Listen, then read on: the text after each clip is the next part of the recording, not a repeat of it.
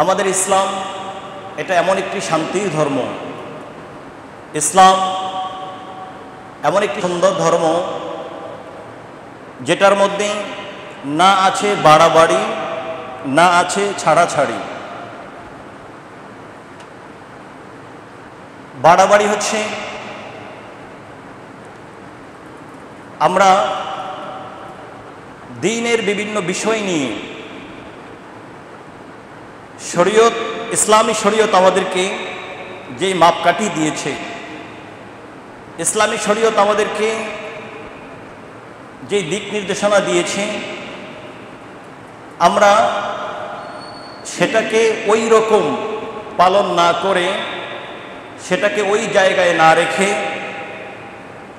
আমরা ওই বিষয়টাকে আরো কঠিনভাবে চাপিয়ে দেওয়া, ওই বিষয়ের মাঝে আরো বেশি কঠোরতা অবলম্বন করা, ওটার ব্যাপারে অনেক বেশি বাড়াবাড়ি করে মানুষকে তথ্য দেওয়া, আর ছাড়াছাড়ি হচ্ছে দ্বীনের মধ্যে যে বিধান আছে এই বিধান পালনে একেবারে ঢিলামি করা, অবহেলা করা, অলসতা করা। আমাদের ইসলাম এত সুন্দর একটি ধর্ম, এই ধর্মের মধ্যে বাড়াবাড়ি নেই, এই ধর্মের মধ্যে ছাড়াছাড়িও নেই। এই ধর্মের প্র্যাকটিস, এই ধর্মের যে বিধিবিধানগুলো রয়েছে, এই ধর্মের মধ্যে যা কিছু রয়েছে সবটার মধ্যে রব্ব করিমের পক্ষ থেকে সব ধরনের সৌন্দর্য দেওয়া হয়েছে। সবটার মধ্যে আমাদেরকে যেই যে কাজগুলো পালন করার কথা বলা হয়েছে, ওই পালন করাকে আমাদের জন্য সহজ করে দেওয়া হয়েছে।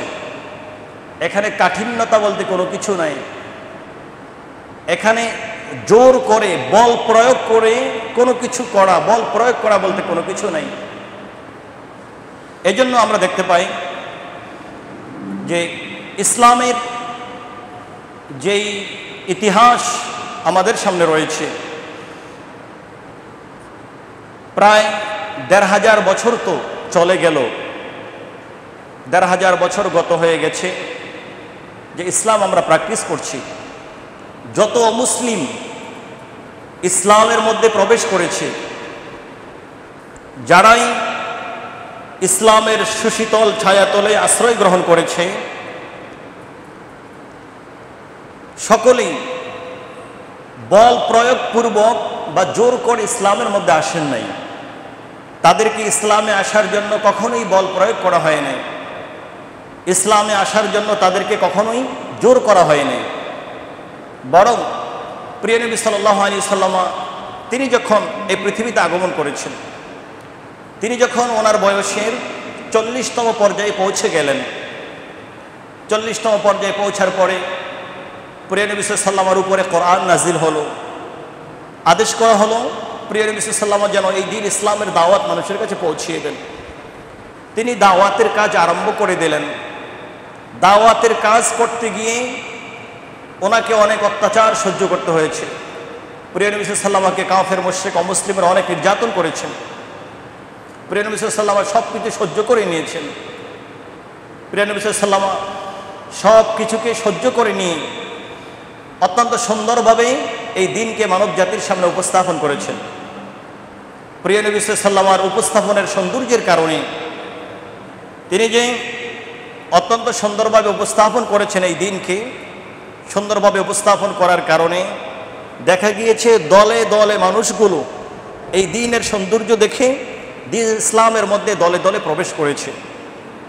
প্রিয় নবী সাল্লাল্লাহু আলাইহি সাল্লাম দুনিয়াতে যখন আগমন করেছেন, তিনি তো একা ছিলেন মাত্র, মুসলমান বলতে আর কেউ ছিল না, এই দ্বীনের অনুসারী আর কেউ ছিল না, তিনি একা দাওয়াত নিয়ে এসেছেন। তারপরে দেখা গেল ক্রমান্বয়ে যত বেশি বাধা আসছে, এই দ্বীনের বিপরীতে যত বেশি বাধা, যত বেশি ইসলামকে ঠেকানোর জন্য ষড়যন্ত্র করা হচ্ছে, তত বেশি মানুষগুলো ইসলামের মাঝে প্রবেশ করছে। কেন? কারণ প্রিয় নবী সাল্লাল্লাহু আলাইহি ওয়াসাল্লাম কখনোই ইসলামে প্রবেশ করার জন্য কাউকে বল প্রয়োগ করেন নাই, কাউকে জোর করেন নাই। সবাই ইসলামের সৌন্দর্য দেখে দলে দলে মুসলমান হয়েছে, দলে দলে ইসলামের মধ্যে চলে আসছে। এই জন্য কোরআনে কারীমের মধ্যে আমরা দেখি সূরাতুন নাসর, যেটাকে আমরা ইদা জা নাসরুল্লাহ বলে থাকি, এই সূরার মধ্যে আল্লাহ রাব্বুল আলামিন তেলাওয়াত করেছেন। আপনি দেখবেন ওয়ারাআইতান নাসা ইয়াদখুলুনা ফি দীনিল্লাহি আফওয়াজা, যে হাবিব আপনি দেখবেন মানুষগুলো দলে দলে তারা এই দ্বীনের মধ্যে প্রবেশ করবে। আপনি তাদেরকে দেখবেন দলে দলে তারা ইসলামের মধ্যে চলে আসছে, দলে দলে তারা এই ধর্মের মধ্যে চলে আসছে, ধর্মের ছায়াতলে তারা আশ্রয় গ্রহণ করছে। এটার একটাই কারণ ইসলামের যে সৌন্দর্য, ইসলামের সৌন্দর্য দেখে তারা বিমোহিত হয়েছে। তারা দেখেছে ইসলাম এটার মধ্যে বাড়াবাড়ির জায়গা নেই, এটার মধ্যে কঠোরতার কোনো জায়গা নেই, এটার মধ্যে জোর করে বল প্রয়োগ করে চাপিয়ে দেওয়ার মতো কোনো কিছু নাই। ইসলামের যে বিধানগুলো দেওয়া হয়েছে, এই বিধানগুলো ইসলামের সন্তান যারা, মুসলমান যারা, তাদের কল্যাণের জন্য এই বিধানগুলো দেওয়া হয়েছে। ইসলামের যে বিধানগুলো দেওয়া হয়েছে, আমরা যারা মুসলমান আমাদের ভালোর জন্য এই বিধানগুলো দেওয়া হয়েছে। এমন কোনো বিধান নাই যেই বিধান মুসলমানদের ভালো না, যেই বিধান ইসলাম যারা প্র্যাকটিস করবে তাদের জন্য কল্যাণ নিয়ে আসে না, বরং প্রত্যেকটি বিধান যারা ইসলামকে প্র্যাকটিস করে তাদের জন্য ভালো কিছু নিয়ে আসে। আল্লাহ রাব্বুল আলামিন স্পষ্টভাবে সূরাতু বাকারা এর 286 নম্বর আয়াতের মধ্যে তিনি বলে দিয়েছেন, আউযু বিল্লাহি মিনাশ শাইতানির রাজীম, লা ইউকাল্লিফুল্লাহু নাফসান ইল্লা উসআহা, যে আল্লাহ রাব্বুল আলামিন কোনো ব্যক্তির উপরে এমনভাবে কোনো কিছু চাপিয়ে দেন না যেটা তার সাধ্যের বাহিরে, তার ক্ষমতার বাহিরে। আল্লাহ প্রত্যেক ব্যক্তিকে ততটুকু আদেশ করেন যতটুকু সে পারবে, যতটুকু তার আকল, তার মেধা, চিন্তা শক্তি নিতে পারবে। যার কারণে দেখেন মানুষ যখন পাগল হয়ে যায়, তার মানে তার আকল, বুদ্ধির পাওয়ার ঠিক থাকে না। মানুষ যখন পাগল হয়ে যায় তখন কিন্তু ইসলামের বিধিবিধান তার উপরে নাই। এজন্য যে পাগল হয়ে যাবে তার জন্য নামাজ, রোজা, হজ, যাকাত যা যা আছে কিছুই তার জন্য নাই। ইসলাম তার উপর থেকে সকল বিধিবিধানগুলোকে উঠিয়ে নিয়েছে। কেন উঠিয়ে নিয়েছে? কারণ এখন তার মেধার দ্বারা, তার আকল দ্বারা, চিন্তা শক্তির দ্বারা ইসলামী বিধিবিধানগুলোকে সে উপলব্ধি করতে পারবে না, তার উপরে কঠিন হয়ে যাবে, সে বুঝবে না। যার কারণে ইসলাম এখানে তার জন্য সহজ করে দিয়েছে, বিধিবিধান উঠিয়ে নিয়ে গিয়েছে। ইসলামের সহজতা দেখেন, কোনো ব্যক্তি যখন ঘুমের মধ্যে থাকে, ঘুমের মধ্যে থাকা অবস্থায় সে যাই করবে, ইসলাম তার উপরে সব ধরনের শিথিলতা দিয়েছে। যার কারণে কোনো ব্যক্তি যদি ঘুমের কারণে ধরুন ঘুমিয়ে গিয়েছে, অবহেলা করে না, সে ঘুমিয়ে গিয়েছে, খুব কঠিনভাবে ঘুম তার মধ্যে চেপে বসেছে, এখন নামাজ কাজা হয়ে গেছে, সে ঘুমের মধ্যে নামাজের রক্ত চলে গেছে, সে টের পায় নাই, নামাজ কাজা হয়ে গেছে। এই জন্য ইসলাম তার জন্য সুন্দর বিধান দিয়েছে। সেটা হচ্ছে ইদা নামা আহাদুকুম আনিস সালাতি, যখন কোনো ব্যক্তি, তোমাদের মধ্যে কোনো ব্যক্তি নামাজ থেকে ঘুমিয়ে যায়, অর্থাৎ ঘুমের মধ্যে তার নামাজ চলে গেছে, ফাল ইউসাল্লিহা ইদা ইস্তাইকাযা, ওই ব্যক্তি যখন ঘুম থেকে জাগ্রত হবে তখন যেন সে নামাজ আদায় করে নেয়। ইসলামের সহজতা দেখছেন, এখানে কিন্তু ইসলাম এটা বলে নাই, প্রিয় নবী সাল্লাল্লাহু আলাইহি ওয়াসাল্লাম এখানে এটা বলে নাই যে না, ঘুমের মধ্যে তোমার কেন নামাজ গিয়েছে, এই জন্য তোমার জন্য শাস্তি রয়েছে, এই জন্য তোমাকে জরিমানা দিতে হবে। ইসলাম তার উপরে কোনো কঠোরতা চাপিয়ে দেয় নাই, কারণ মানুষ যখন ঘুমিয়ে যায় তখন তার উপর থেকে সকল বিধিবিধানগুলো উঠে যায়। মানুষ যখন ঘুমিয়ে যায় তখন তার চিন্তা, চেতনা, বুদ্ধি এগুলা কিছুই ঠিক থাকে না, তখন সে অবচেতনের মতো হয়ে যায়।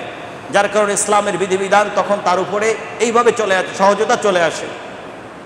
এই জন্য ঘুমের মধ্যে ভুলে যদি কেউ কোনো কিছু করে ফেলে, ধরুন একজন রোজাদার সে ঘুমের মধ্যে কোনো কিছু খেয়ে ফেলেছে, তাহলে ইসলাম বলছে তার রোজা ভাঙবে না, কারণ যখন সে ঘুমে গেছে তখন তার কন্ট্রোলিং পাওয়ার তার কাছে ছিল না। ইসলামের সহজতা এখানে চলে আসছে, ইসলাম তাকে রুখসত দিয়েছে, সহজ উপায় তার জন্য বের করে দিয়েছে। এভাবে প্রত্যেকটি জায়গায় আমরা দেখি ইসলামের সহজতা কিভাবে চলে আসছে। ইসলাম কখনোই কঠোরতা করে না, বাড়াবাড়ি করে না, কোনো কিছু চাপিয়ে দেয় না। যখন মুসাফির সফরে বের হয়, সফর হচ্ছে, প্রিয় নবী সাল্লাল্লাহু আলাইহি ওয়াসাল্লাম বলেছেন, এটা হচ্ছে একটা মিনান নার, এটা জাহান্নামের একটা অংশ। এই জন্য জাহান্নামের অংশ বলা হয়েছে। অর্থাৎ মানুষ যখন সফরে বের হয় মানুষের কষ্ট হয়। যদিও এখনকার সফর আমরা দেখি বিভিন্ন রকম হয়ে থাকে। যারা উড়োজাহাজে আকাশপথে সফর করে তাদের সফরটা সহজ হয়, এত কষ্ট হয় না। কিন্তু তৎকালীন সময়ে পায়ে হেঁটে সফর করা হতো, ঘোড়াতে ওঠে বাহনে করে সফর করা হতো। আবার বর্তমানেও দেখা যাচ্ছে আপনি লম্বা সফর, সেখানে বাসে, সব বাসের মধ্যে এসি থাকে না, আর সবাই সব রকম বাসে চড়তে পারে না। মানুষ তার ইনকামের তারতম্য অনুযায়ী সে যানবাহনগুলো ব্যবহার করে। সফরের কষ্ট বর্তমানেও রয়েছে। তো সফরের মধ্যে যেহেতু মানুষের কষ্ট আছে, ইসলামের সহজ বিধান এখানে চলে আসছে। সে আর 4 রাকাত নামাজ পড়তে হবে না, 4 রাকাতের জায়গায় সে 2 রাকাত নামাজ পড়বে। সুবহানাল্লাহ। তার যদি সময় থাকে তাহলে সে সুন্নাহ পড়ে নিবে, তার যদি সময় না থাকে সুন্নাহ না পড়লেও অসুবিধা নাই। আর ফরজের জায়গায় যেখানে 4 রাকাত সেখানে সে 2 রাকাত পড়বে। যেখানে ওয়াজিব নামাজ যেটা 3 রাকাত সেখানে 3 রাকাত থাকবে, কারণ এটার অর্ধেক হয় না। যাই হোক, এখানেও দেখেন ইসলামের সহজতা চলে আসছে। আপনি যখন সফরে বের হয়ে যাবেন, প্রচণ্ড তাপ, গরম চলছে চতুর্দিকে। এখন রোজার সময় ইসলাম আপনাকে সহজ করে দিয়েছে, অনুমতি দিয়েছে। গরম হোক শীত হোক, আপনি যখন সফরে বের হবেন তখন আপনি ইচ্ছা করলে রোজা ভাঙতে পারেন। এটার জন্য একটা রোজা ভাঙলে আপনি একটা রোজা রাখলেই হবে। এটার জন্য ওই যে একটা ভাঙলে 60টা রাখতে হবে এমনটা না, বরং একটার বিপরীতে আপনি যখন নিরাপদে আপনার বাড়িতে আসবেন তখন একটার বিপরীতে একটা রাখলেই হবে। দেখছেন ইসলামের কত সহজতা। আবার আমাদের নারী জাতি, ওনারা যখন ওনাদের বিশেষ অবস্থায় চলে আসে তখন ইসলাম তাদের জন্য সহজ করে দিয়েছে। ওই সময় তাদের নামাজ পড়তে হয় না। তো তাহলে কি তারা এই নামাজগুলো পরে কাজা করবে? যদি পরে কাজা করে তাহলে কি হবে? প্রতিদিন বিতির সহ 6 ওয়াক্ত নামাজ। তাহলে ধরুন ওনাদের এই অবস্থা যদি 9 দিন পর্যন্ত থাকে, 3 দিন 4 দিন 5 দিন, প্রত্যেকের অবস্থা আলাদা আলাদা, তাদের পিরিয়ড এক এক রকম হয়। যদি 5 দিনও ধরে নেই বা 3 দিনও ধরে নেই, তাহলে দেখা যায় সেখানে অনেকগুলো নামাজ তার উপরে বাকি থেকে যায়। তো তিনি একজন মহিলা, তিনি সংসার করবে, বাচ্চাদেরকে লালন পালন করবে, আরও অনেক কাজ আছে। তারপরে নিয়মিত নামাজগুলো তিনি পড়বেন। তার উপরে যদি ওই পিছনের এতগুলো কাজা নামাজ ওনার উপরে থাকে তাহলে তো দিন প্র্যাকটিস করা ওনার জন্য কঠিন হয়ে যাবে। এই জন্য ইসলামের বিধান হচ্ছে না, ওই নামাজগুলো তার আর পড়তে হবে না। ইসলাম তাকে রুখসত দিয়েছে, ইসলাম তাকে অনুমতি দিয়েছে, ওই নামাজের আর কাজা দরকার নাই। এবং নামাজ যেহেতু সে পড়ে না, এটার জন্য কোনো গুনাহ নাই। সুবহানাল্লাহ, ইসলামের সহজতা দেখেন। এবং উনি ওই অবস্থায় যখন থাকবেন, ওনার যে রোজাগুলো কাজা হয়েছে, ভাঙ্গা হয়েছে, ওই রোজার বিপরীতে পরবর্তীতে মাত্র একটা করে রোজা রাখবে। এখানে একটা ইচ্ছাকৃতভাবে যদি কেউ ভাঙ্গে তাহলে একটার জন্য 60টা রোজা রাখতে হয়। এখানে আর এটা নাই, কারণ এটা বিশেষ একটা অবস্থা আল্লাহ দিয়েছেন। এই জন্য একটা রোজা ভাঙলে তার বিপরীতে একটাই রাখতে হবে। রোজার ক্ষেত্রে কেন হলো? কারণ রোজা তো মানুষ সারা বছর রাখে না। এই জন্য যেই রোজাগুলো ভাঙ্গা হয়েছে এগুলো তিনি পরে রাখতে পারবেন।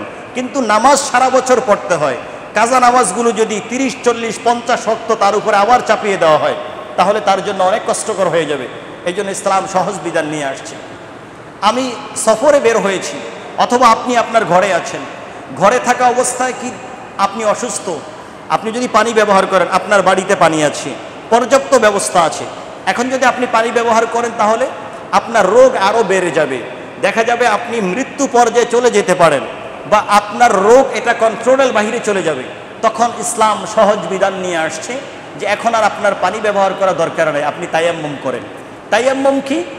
আপনি পুত পবিত্র মাটির মধ্যে আপনি আপনার 2টি হাত এভাবে মারবেন, মারার পরে হাতকে ঝেড়ে নিয়ে আপনি মুখকে এখানে মাসাই করে ফেলবেন মুখের সীমানায়।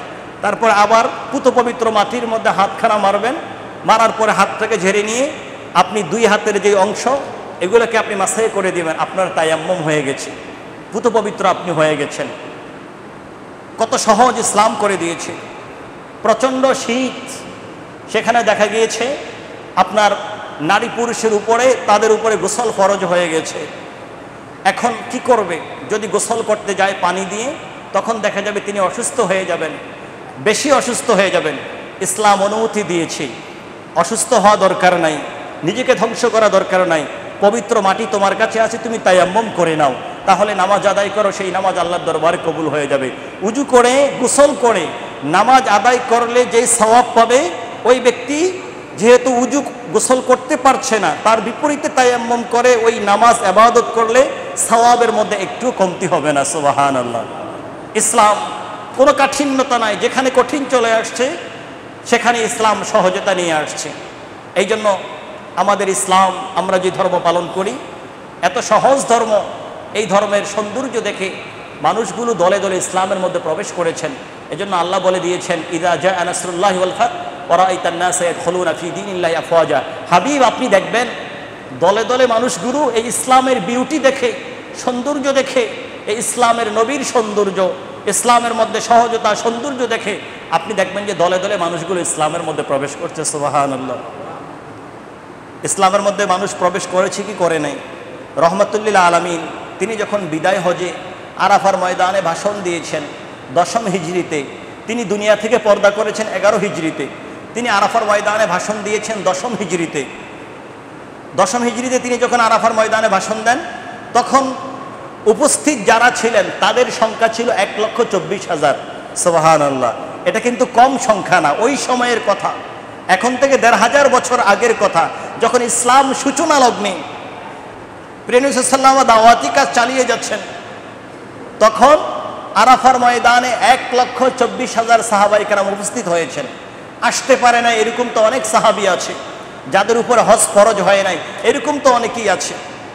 প্রিয় নবী সাল্লাল্লাহু আলাইহি ওয়াসাল্লাম তখনই 1,24,000-এর সামনে খুতবা দিয়েছেন, ভাষণ দিয়েছেন। অসংখ্য অগণিত সাহাবায়ে কেরামদেরকে রেখে তিনি দুনিয়া থেকে পর্দা করেছেন।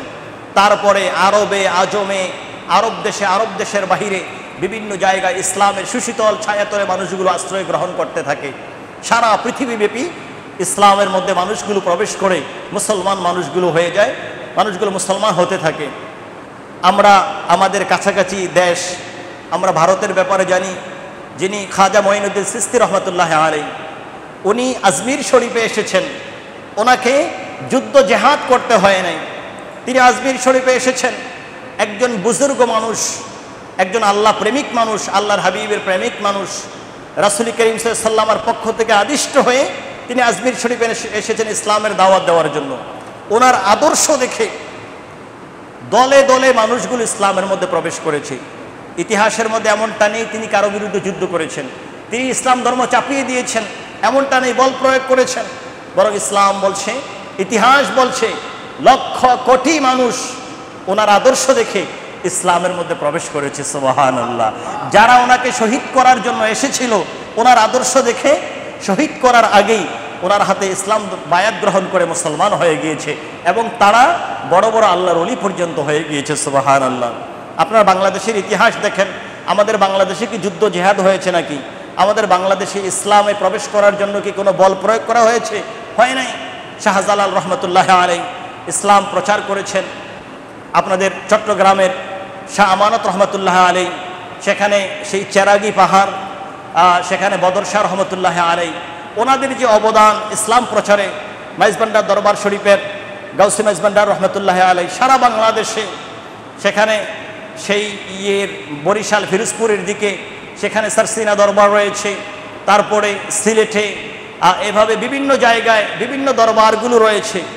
এবং সেই বাগেরহাটে খানজান আলী রহমতুল্লাহ আলাইহি, তিনি যখন দেখলেন যে মানুষগুলো চলাচলের জন্য রাস্তা নাই এবং মানুষ পানি গ্রহণ করবেন, সেই পানির জন্য পুকুর নাই, তিনি ওনার অনুসারীদেরকে নিয়ে, ওনার ভক্ত মুরিদানদেরকে নিয়ে তিনি পুকুর খনন করলেন। যার কারণে বাগেরহাট গেলে, খানজান আলী রহমতুল্লাহ আলাইহির দরগার কাছে গেলে দেখা যায় বিশাল বড় দিঘি, পুকুর বিশাল বড়, এটা তিনি খনন করেছেন। মানুষের জন্য রাস্তা তৈরি করে দিয়েছেন। মানুষ যখন দেখেছেন ইসলাম তো মানুষের সেবা করে, ইসলামের মধ্যে সহজতা রয়েছে, এটা দেখে দেখে দলে দলে মুসলিমরা ইসলামের সুশীতল ছায়াতলে আশ্রয় গ্রহণ করেছেন। সুবহানাল্লাহ। এটাই হচ্ছে ইসলাম। এই জন্য আল্লাহ রাব্বুল আলামিন সূরাতুল বাকারার 286 নম্বর আয়াতের মধ্যে বলেছেন, লা ইউকাল্লিফুল্লাহু নাফসান ইল্লা উসাহা। শোনো, আল্লাহ কখনো মানুষের সাধ্যের বাহিরে মানুষকে কোনো জিনিস চাপিয়ে দেয় না। এটা হচ্ছে আল্লাহর পক্ষ থেকে ক্লিয়ার মেসেজ, আল্লাহ রসুলের পক্ষ থেকে, আল্লাহ রসুলের পক্ষ থেকে স্পষ্ট বার্তা। কিন্তু এখন যদি আপনারা দেখেন, এখন যদি আমরা দেখি যে কেউ কাউকে কোনো বিধান চাপিয়ে দিচ্ছে, জোর করে বল প্রয়োগ করা হচ্ছে, জোর করে চাপিয়ে দিচ্ছে, মনে রাখবেন ইসলামের বিউটি তারা হারিয়ে ফেলেছে, ইসলামের সৌন্দর্য তারা হারিয়ে ফেলেছে। ইসলাম ধর্মের যে সৌন্দর্য এটা তারা মানুষের কাছে উপস্থাপন করতে পারে নাই। আমরা কয়েক বছর ধরে সব জায়গায় আলোচনা শুনি, কয়েক বছর আগেই যে আপনার হোলি আর্টিজেনের যেই হামলা হয়েছে, সেখানে অমুসলিমরা আপনার দিনের বেলা তারা হোটেলের মাঝে, অমুসলিমরা তারা রেস্টুরেন্টের মাঝে বা নির্দিষ্ট জায়গাতে তারা খাদ্য খাচ্ছিল, রোজা রাখে নাই, তাদের তো রোজা নাই, তারা খাদ্য খাচ্ছিল। মুসলমান নামদারি কয়েকজন গিয়ে তাদেরকে গুলি করে হত্যা করেছে। এটা কি ইসলামের কোনো বিধান হতে পারে? এটা ইসলামের কোনো বিধান না। এটা তো একজন অমুসলিমও যদি দিনের বেলায় খায়, এটা খেতে পারবে না, তার জন্য হারাম। কিন্তু একজন অমুসলিমও যদি দিনের বেলায় কোনো কিছু ভক্ষণ করে, দিনের বেলা যদি কিছু খায়, ইসলামী শরীয়ত অনুমতি দেয় নাই তাকে হত্যা করার, তাকে শেষ করে দেওয়ার অনুমতি ইসলামী শরীয়ত দেয় নাই। ইসলামের কোনো বিধিবিধান বল প্রয়োগ করে না, ইসলামের বিধিবিধানগুলো সহজ, ইসলামের বিধিবিধানগুলো মানুষকে সুন্দর মতো বুঝিয়ে বল প্রয়োগ করে না। এই জন্য কোরআনে কারিমের মধ্যে আমরা অন্য জায়গায় দেখতে পাই, সূরাতু আল হজ্জের 87 নম্বর 78 নম্বর আয়াতে আল্লাহ রাব্বুল আলামিন বলেছেন, ওয়ামা জাআলা আলাইকুম ফিদ্দীনি মিন হারাজ। আল্লাহ এই ধর্মের মধ্যে তোমাদের জন্য কোনো অসুবিধা রাখেন নাই। ওয়ামা জাআলা আলাইকুম ফিদ্দীনি মিন হারাজ, এই ধর্মের মধ্যে কোনো অসুবিধা নাই, কোনো কাঠিন্যতা নাই, এই ধর্মের মধ্যে তিনি কোনো সমস্যা রাখেন নাই। যেখানে সমস্যা সেখানে সমাধান চলে আসছে। রব্বে কারীম এমন একটি সুন্দর দিন আমাদেরকে দিয়েছেন, আমরা যেন আমাদের এই দিনকে সুন্দর মতো প্র্যাকটিস করতে পারি, কাঠিন্যতাকে বর্জন করে, দিনের সহজতাকে নিজে গ্রহণ করে, অন্যের কাছে দিনের সহজতাকে উপস্থাপন করে আমরা যেন সবাই মিলে ইসলামের বিউটিকে, সৌন্দর্যকে ভাগ করে নিতে পারি। আল্লাহ যেন আমাদেরকে তৌফিক দান করেন। আল্লাহুম্মা আমিন।